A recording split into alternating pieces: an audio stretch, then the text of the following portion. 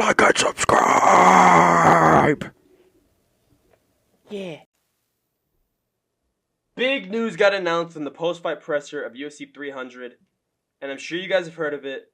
First off, Conor McGregor versus Michael Chandler finally got announced at 170.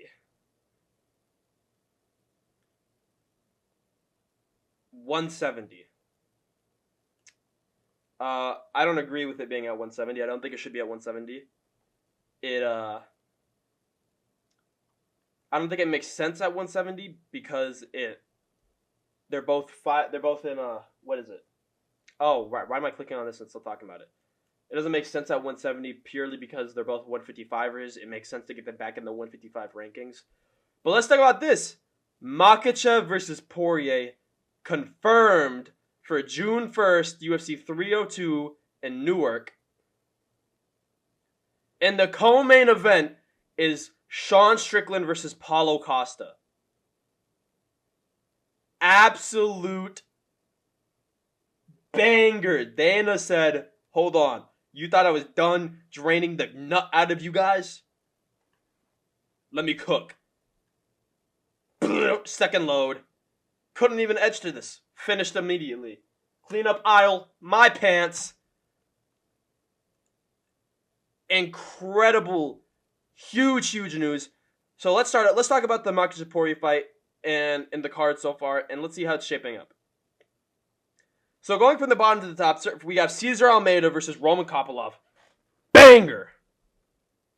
Joshua Van versus Sumu Darji. Banger! Hyun Sung Park versus Andre Lima. Banger! Philip Rowe versus Jake Matthews. Good fight. Grant Dawson, Joe Selecki. Good fight. Mickey Gall versus Basil Hafez. Bad fight. I mean, it's gonna be fun, but it's bad. Eileen Perez versus Jocelyn Edwards. Big booty bitches. But let's talk about this. We got Jailton Almeida versus Alexander Romanov. Okay. Almeida's going to touch him inappropriately. Roman Dolidze versus Anthony Hernandez. Great fight. Great for the middleweight division. These two matchups are intertwined. Sean Strickland, Paulo Costa, and Dustin Poirier, Makhachev. Let me talk about Strickland Costa first and give my prediction and thoughts. I like this matchup. I think now that Costa's finally done being a pain in the ass with the UFC and being very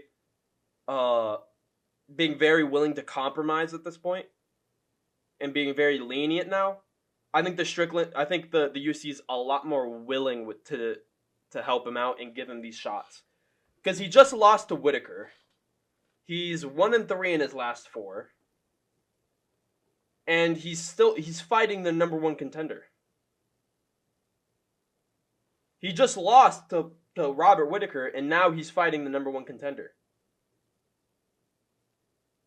And here's what I think. Paulo Costa, big meaty hook guy, doesn't have a lot of power. Let's just say how it is. He doesn't have a lot of power. I think it's going to end up being Strickland jabs his head off, busts up that eye, and I think Strickland wins 48-47, 49-46. Paulo Costa does good moving forward.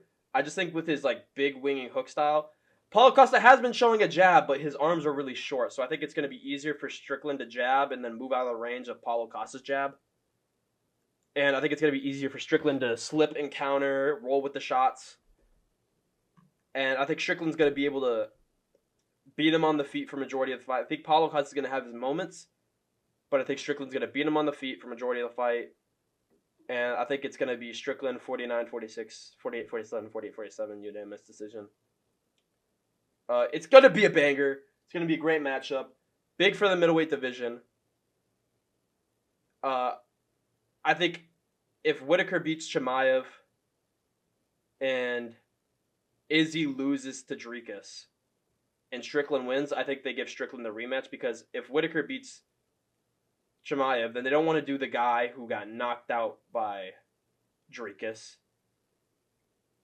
But they'd be more willing to do the guy who went to a split decision, who a lot of fans think won, who had a banger fight with him.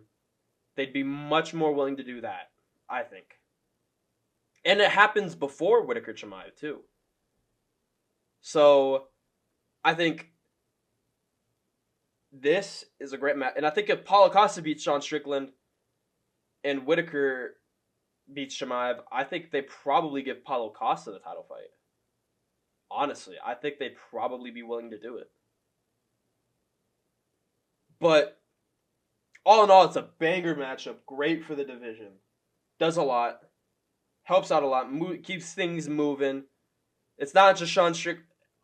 Let's talk about this. Sean Strickland was in a pay dispute with the UFC. He wasn't accepting the Paulo Costa fight because of the pay. I don't think he liked how he was getting paid. I don't think he agreed. He thought he was getting what he was worth. And the fact that he accepted this fight either means one of two things. Either the UFC, I think it was either Paulo Costa saying he didn't accept the fight. I don't know what happened. And I think he got mad at the fact that he thought Paulo Costa was ducking him. So he just straight up signed the fight. Either that or the UFC said, all right, you've been good. You've been bringing in money. You bring in a lot of attention. You bring a lot of name value to the cards now. We're going to put you... We're gonna bump up your pay. It might have been fighting for maybe 200. He might be fighting for 250 now. He might have been fighting 200 for 200 and 150. So like, show up, you get 200K. Win, you get 300. You get an extra 150K. And then now he might be fighting 250, or 200 or 250. They probably gave him increased his purse, so he's probably guaranteed more money now, and his win bonus might be bigger. Great. Love to see this. I love to see Strickland getting what he deserves. Makhachev Poirier. Let's talk about that now. This fight, let's be clear. Poirier Makhachev. Poirier doesn't deserve it. But I think they were looking at Holloway's leg. They knew Gaethje was done. They knew Gaethje. Yeah, they know Gaethje's not doing it. I think they looked at Holloway's leg and they looked at the fight and they were like, and Holloway was told 30 days no contact. He said that in his post-fight presser. 30 days no contact, no sparring, none of that contact training. So I don't think he's going to be ready. I mean, he doesn't do it anyways. But I don't think he would be ready anyways. I think so it's basically just a 30-day break for him. He's not going to be ready in time for that, I don't think. Arman Tsarukyan, they probably said he doesn't deserve it. And they're probably going to make Arman Tsarukyan fight one more guy.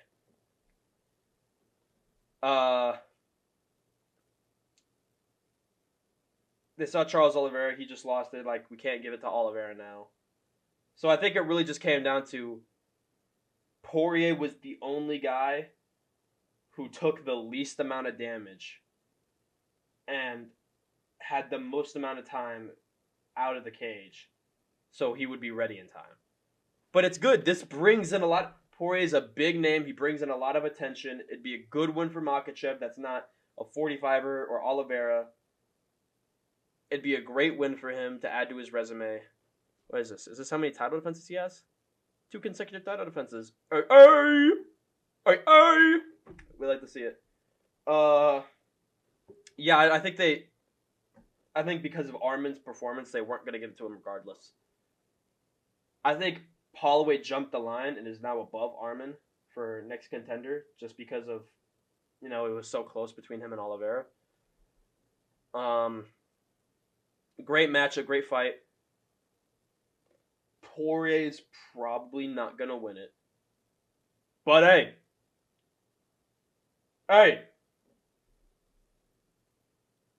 if you're feeling a bit silly, you gotta jump the gilly. Hey, you know what I'm saying? Hey, you know what I'm saying? You know what I'm saying. Hey, you guys know what I'm saying. This is big for Islam, and it's a big shot for Poirier. It'd be great because it'd be good because Islam would be setting records. He'd be what? He'd have this would put him at the 3rd longest win streak in UFC history at 14. Usman had 15, Silva 16. He has to win. Islam might break Silva's win streak record. I mean, he's close. He's close to breaking the lightweight record. He's tied the lightweight record, which is 13 with Khabib. But it's a great fight for Islam. It could add another guy to his resume, a good guy, a fan favorite. Poirier, this is his last shot. It could be, this could finally be his, coming home, heartfelt moment where he knocks out Islam to get the belt, or he submits Islam with a guillotine to get the belt. Big moment. Finally finished his career doing the one thing he set out to do. It'd be great to see him do it. So, great matchup. Poirier doesn't deserve the title shot, but I don't mind it. I like it. So I'd love to see what happens here. Great fight. I'd love to see how the card develops, because Jailton Almeida and Roman Dolidze on the main card, I don't like that. So I'd love to see how this card develops. And now let's talk about McGregor Chandler. Where is it? Is this 1 week? It's 1 week after Whittaker Chimaev. Damn, we got bangers back. Hold on. Back to back. Bangers back to back. So let's talk about this right now. Let's talk about the fights that are already on it. So, Carlos Hernandez versus Ray Suruya. A lot of people probably don't know who Ray Suruya is. He is the flyweight winner of season 2 of Road to UFC. Big Japanese prospect. He, like Hyun-Sung Park. Hyun-Sung Park was the season 1 winner. Ray Suruya is the season 2 winner. You probably don't know about him and probably know about Hyun-Sung Park because Park was on the Lewis versus Spivak card, but all the finals were on that card, so everyone could watch it. Suruya's final wasn't on that card. It wasn't on a pay-per-view card. It was on its own event in Japan. And all in all, it's a great matchup. Carlos Hernandez, Ray Suruya. Carlos Hernandez is a good, it's good boxing, grappling. Ray Suruya's upcoming star. It's great to see. It'd be good to see where Suruya stands. What's next? Michelle Waterman Gomez versus Jillian Robertson. No one cares about this fight. Let's be real. No one cares about this fight. Andre Fili versus Cub Swanson. This is a matchup that people care about and get interested in. People know Cub Swanson. Mr. Fight of the Year with Dooho Choi. Against Andre Fili. I like big booty Latinas. They know him for that. Andre Fili's got some attention. This could be a good chance for Cub Swanson to end his career. He's 40. It'd be a good chance for Swanson to end his career on a W, on a good win. And it'd be a great chance for Fili to end his career not Fili to end his career for, what's his UFC record? 14-9 and 11-10. It'd be a great chance for Fili to bounce back. Swanson, absolute legend of the sport. Fili, legend of the sport. This fight's going to be a banger. I'm glad this is on the main card. Cub Swanson has earned a fight on the main card with that. But yeah. Next up, Michael Chandler versus Conor McGregor. Let's go into the weight first. So, I don't like the fact that this fight is at 170 because it doesn't do anything for them being at 170. If it was at 155, then it means something because it could get McGregor back in the rankings. It would move Chandler up in the rankings. It would move the division along. It could give them the opportunity of title eliminators. I just think that at 170, it doesn't do much. What are they going to do at 170? It's going to rank them at 170? We don't want to see Conor at 170. We don't want to see him fight Leon. No one cares to see him fight Leon. People care to see him fight fucking Islam or Poirier. Or at this point, he could fight Holloway. Conor McGregor is now open with a fight with Holloway if he wins this. He could fight Gaethje. He could fight anyone in that top 5 if he wins this. So I don't think this fight does anything, and I think it was a foolish decision for Chandler to wait as long as he did. He's been out for like a year and a half, super inactive. He's a lot older. Record 2-3 in the UFC, 10-4 in the UFC for McGregor. Let's look at him now. He's 37 now. I don't like that for him. I don't like him being that old and waiting that long for one fight. He's wasting his prime. I think he should have taken a couple fights in between. But then again, I don't blame him. He didn't want to risk losing his opportunity because he knew he was probably locked into it after the Ultimate Fighter. I just don't like him waiting out so long. And McGregor's coming out the sauce. He probably doesn't want to cut down to 155, so all this does is advantage McGregor. It gives McGregor, the name. It's McGregor versus Chandler, not Chandler versus McGregor. But it just doesn't make sense at 155. But then again, it's a great main event. Conor McGregor is that superstar, sell 1 million pay-per-view fighter. I'd love to see McGregor get it done, honestly. People want to see Chandler sleep McGregor. I want to see McGregor win because it adds... People can't deny that when McGregor is fighting, they pay attention.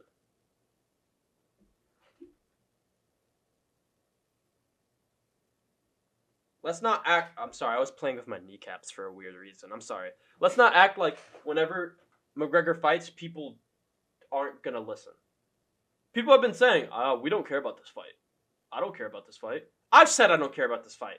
Now that McGregor's back, I care. Now that Dana White said it himself on a piece of paper, like it was what's this? Like, someone gave me a piece of paper. What's this? McGregor versus Chandler, International Fight Week, June 29th? T-Mobile Arena? Huh. Wonder what that's about. That grabs attention. When people heard that, they said, oh shit. He's finally confirmed it. It's real. That is an attention-grabbing thing. And so I think it's big for the UFC, big things.